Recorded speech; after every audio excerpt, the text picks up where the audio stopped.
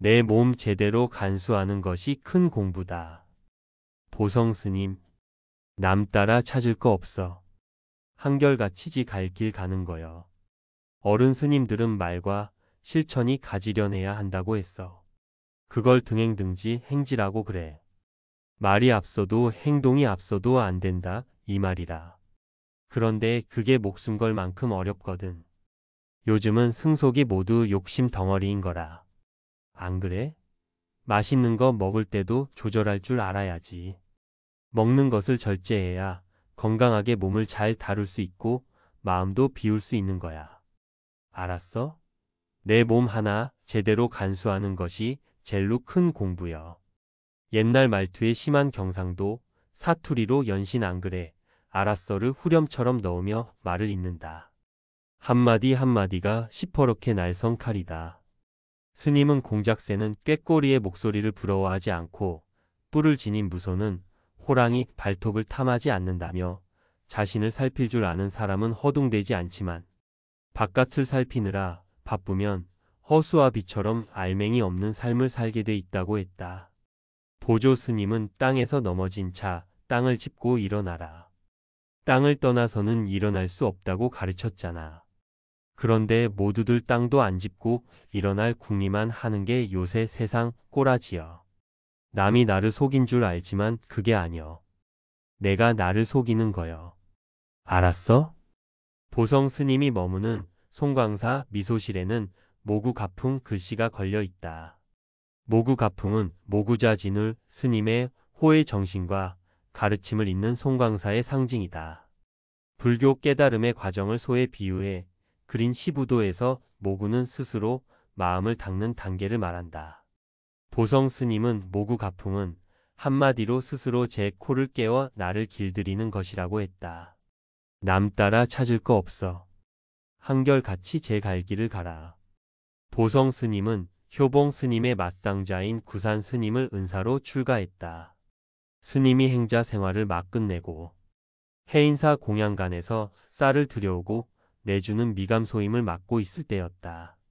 절 살림이 가난한 시절이어서 늘 쌀이 부족했다. 그렇지만 배고픈 스님들을 생각해 대박에 조금씩 더 담아줬단다. 그러다가 절집의 할아버지 격인 효봉 스님에게 들켰다. 이 녀석아, 쌀 다시 대라. 내 인정을 쫓지 말고 언제나 대박을 편편하게 대어야 한다. 편편하게 이 말씀은 평생 스님의 가슴에 불도장처럼 찍혔다. 얼마 뒤 노스님이 조용히 손상자를 불렀다. 내가 내 손발 노릇을 해줘야겠다. 대신에 공부를 하다가 묻고 싶은 것이 있으면 언제든지 물어도 좋다. 그렇게 해서 노스님 시봉, 큰 스님 시중드는 일을 시작해 1966년 입적할 때까지 꼬박 20년 동안 효봉 스님의 그림자로 살았다. 시봉을 시작하고 얼마 뒤의 일이다. 뱃돌 위에 효봉 스님 신발짝이 잘못 놓여 있었다. 이 어른이 왼쪽 오른쪽 분간도 못하나 생각하며 바로 놓았는데 어느새 또 바뀌어 있었다. 그런 일이 반복되던 어느 날 노스님이 말했다. 그대로 둬라. 바로 신으면 신발 바깥쪽만 달잖아. 스님은 효봉 스님도 젊은 시절에 앉은 채로 너무나 열심히 정진하면서 몸을 혹사한 탓에 오줌을 누지 못해 극심한 고통에 시달렸고 나중에는 대소변도 해결하지 못했다. 사람들은 큰 스님, 신비화하기를 좋아하지만 진짜 도인은 한 인간으로서 어쩔 수 없는 육체적 노쇠 현상과 고통을 겪으면서도 본분사 마땅히 해야 할 일을 지키는 이라고 썼다. 효봉 스님은 깨어 있다가 생을 마치기를 원했다. 말년에는 웬만해서는 눕지도 않았다고 한다. 마지막 밀양 표충사 설해각에서 모실 때는 항상 내가 잠들면 깨워라 하고 일렀다. 스님은 노스님이 곤히 잠들었다 싶으면 10분 정도 있다가 깨워드렸다. 어느 날 잠깐 쉬려고 일어서는데 노스님이 불러 세웠다. 너 어디 가느냐? 나도 갈 준비를 해야겠다. 효봉 스님은 2~3시간 뒤에 잿불 삭듯이 완전한 고요 속으로 들어갔다. 스님은 피고름을 쏟으면서도 마지막까지 정신을 놓지 않으려고 화두를 들 정도로 삶에 진실했던 모습이 더 감동적이고 생생한 가르침이라고 했다. 송광사는 1969년 조계 총림을 열었고 1973년 국내 사찰 중 처음으로 국제 포교를 위한 불일국제 선언을 세웠다. 스님은 조계 총림 초대 율원장, 조계종 정계대화상, 종단 모든 스님들이 수계식과 계율 교육을 관장하는 큰 스님을 맡아 율사로 활동했다. 조계 종단의 계율을 세우는 데도 큰 역할을 했다. 계율은 출가자가 본디 착한 마음 그대로를 지키면서 살겠다는 약속이거든. 행동을 맑게 하면 그게 계를 지키는 거여. 출가자는 곧 종교 지도자가 되는 것이니 응당한 도덕성과 지도력을 갖춰야지. 수경 스님 등의 환경운동으로 세상에 널리 알려진 삼보일배는 보성 스님이 1992년 해인사 행자 교육원의 교육과정에 처음 도입했다. 자장 스님 신라시대의 대표적인 율사, 통도사 창건주의 중국 당나라에 가실 때 한 걸음에 한 번씩 절하면서 갔어. 그런 간절함이 있어야 도를 이루는 거여. 하심하는데 땅바닥에 절하는 것만 한 방법이 없어. 송광사에는 지금도 테레비가 없어요.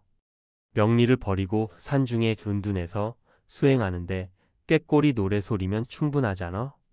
스님은 불일국제선언을 통해 티베트의 다라이라마, 베트남의 틱나탄 스님, 대만 불광사의 성원 스님, 중국 대각선사 불원 스님 등과 오랫동안 깊은 친분을 맺고 있는 국제통이기도 하다. 1991년부터 인도 다람살라를 방문해 달라이 라마를 여러 차례 만났고 틱나탄 스님을 국내에 처음 초청했다. 틱나탄 스님이 송광사를 방문했을 때 대중교통을 이용하고 승용차를 안 타겠다고 하더라고. 그렇게 진실하니 서양에서도 수많은 지성인들이 따르는 거지. 달라이 라마는 조국에서 쫓겨난 상황에서도 자신을 탄압한 사람들을 용서하고 세상의 평화를 위해 헌신했잖아. 그분들이 대단한 큰 스님이여.